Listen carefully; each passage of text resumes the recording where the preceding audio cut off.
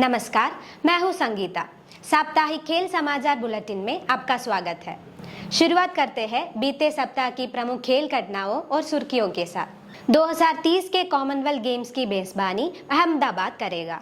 समापन समारोह में भारत ने आधिकारिक रूप से बैटन ग्रहण किया। इसके साथ ही 23वें कॉमनवेल्थ गेम्स का भव्य समापन हुआ।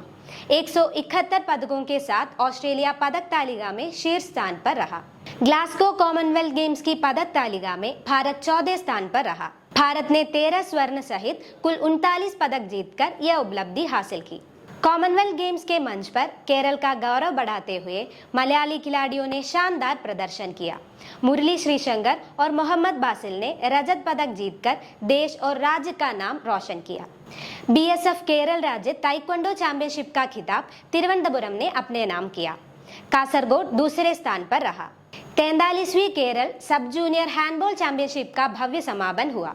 लड़कों के वर्ग में तिरुवनंतपुरम और लड़कियों के वर्ग में एर्नाकुलम ने खिताब अपने नाम किया। आइए अब खबरों पर विस्तार से नजर डालते हैं। ग्लासगो में 23वें कॉमनवेल्थ गेम्स का रंगारंग समापन हुआ। समापन समारोह में 2030 में अहमदाबाद में आयोजित होने वाले 24वें कॉमनवेल्थ गेम्स के लिए भारत ने आधिकारिक रूप से बैटन ग्रहण किया। भारतीय ओलंपिक संघ की अध्यक्ष पीटी उषा, ओलंपिक स्वर्ण पदक विजेता नीरज चोपड़ा और गुजरात के उप मुख्यमंत्री हर्ष संघवी सहित भारतीय प्रतिनिधि मंडल ने बैटन स्वीकार किया। कॉमनवेल्थ गेम्स के 100वें वर्ष में भारत दूसरी बार इन खेलों की मेजबानी करेगा। इससे पहले वर्ष 2010 में नई दिल्ली ने पहली बार कॉमनवेल्थ गेम्स की मेजबानी की थी।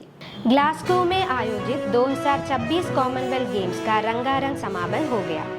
भारत ने 13 स्वर्ण, 17 रजत और 9 कांस्य सहित कुल 39 पदक जीतकर पदक तालिका में 14 स्थान हासिल किया। 171 पदकों के साथ ऑस्ट्रेलिया शीर्ष पर रहा, जबकि इंग्लैंड 110 और कनाडा 62 पदकों के साथ क्रमशः दूसरे और तीसरे स्थान पर रहे। स्वर्ण पदक विजेता मुक्केबाज जैस्मिन लंबोरिया ने समापन समारोह में भारत का ध्वजवाहक बनने का गौरव प्राप्त किया। अब 2030 के कॉमनवेल्थ गेम्स गुजरात के अहमदाबाद में आयोजित होंगे। कॉमनवेल्थ गेम्स के 100वें वर्ष में भारत दूसरी बार इन खेलों की मेजबानी करेगा। ग्लासगो के समापन समारोह में अगले संस्करण के लिए बैटन औपचारिक रूप से भारत को सौंप दिया गया। ग्लासगो कॉमनवेल्थ गेम्स के समापन के साथ भारत ने पदक तालिका में 14 स्थान हासिल किया।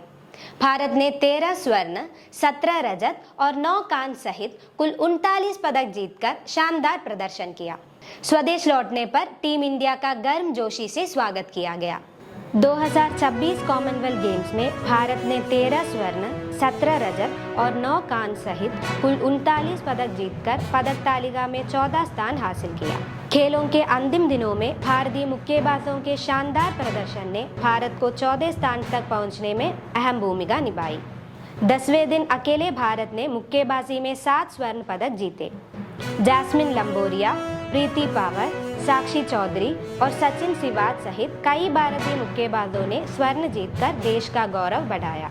मुक्केबाजी के अलावा जूडो और पैरा खेलों में भी भारत ने ऐतिहासिक उपलब्धियां हासिल की। महिलाओं के 48 किलोग्राम वर्ग में अस्मिता डे ने स्वर्ण पदक जीतकर कॉमनवेल्थ गेम्स की जूडो स्पर्धा में स्वर्ण जीतने वाली पहली भारतीय महिला बनने का गौरव हासिल किया। पैरा एथलेटिक्स में पुरुषों की 100 मीटर T47 स्पर्धा में दिलीप महादू गवित ने स्वर्ण पदक जीता। वहीं महिलाओं की शॉट पुट F57 स्पर्धा में शर्मिला धनवर और महिलाओं की 100 मीटर T46 स्पर्धा में वालसंगरी भवानी ने भी स्वर्ण पदक जीतकर भारत के पदक अभियान को और मजबूत किया। भारत ने मुक्केबाजी में 7 स्वर्ण सहित कुल 10 पदक जीतकर सबसे प्रभावशाली प्रदर्शन किया। जूडो और पैरा खेलों में भी देश ने अपना अब तक का सर्वश्रेष्ठ प्रदर्शन दर्ज किया। ग्लासगो से स्वदेश लौटने पर भारतीय खिलाड़ियों का नई दिल्ली में भव्य स्वागत किया गया। केंद्रीय खेल मंत्री डॉक्टर मनसुख मांडविया ने 39 पदकों के साथ 14 स्थान पर रहने वाली भारतीय टीम के प्रदर्शन की सराहना की। साथ ही स्वर्ण पदक विजेताओं के लिए 30 लाख रुपए, रजत पदक विजेताओं के लिए 20 लाख रुपए और कांस्य पदक विजेताओं के लिए 10 लाख रुपए के नगद पुरस्कार की घोषणा की। कॉमनवेल्थ गेम्स में केरल के खिलाड़ियों ने रजत पदकों के साथ अपनी चमक बिखेरी। भारतीय दल के मलयाली खिलाड़ियों मुरली श्रीशंकर और मोहम्मद बासिल ने रजत पदक जीतकर देश के साथ साथ केरल का भी गौरव बढ़ाया। कॉमनवेल्थ गेम्स के पदक मंच पर केरल ने एक बार फिर गौरवपूर्ण उपस्थिति दर्ज कराई। 2 मलयाली खिलाड़ियों के रजत पदकों ने भारत की उपलब्धियों में दोहरी खुशी जोड़ दी।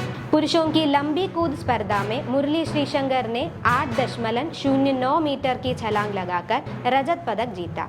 स्वर्ण पदक की दौड़ में आखिर तक बने रहे श्रीशंकर केवल 6 सेंटीमीटर के अंतर से स्वर्ण से चूक गए। चोट से वापसी के बाद उनका यह प्रदर्शन भारतीय एथलेटिक्स के लिए बड़ी प्रेरणा माना जा रहा है। वहीं एथलेटिक्स की पुरुषों की 100 मीटर T47 स्पर्धा में मलयाली धावक मोहम्मद बासिल ने रजत पदक जीतकर भारत के पदक अभियान में महत्वपूर्ण योगदान दिया।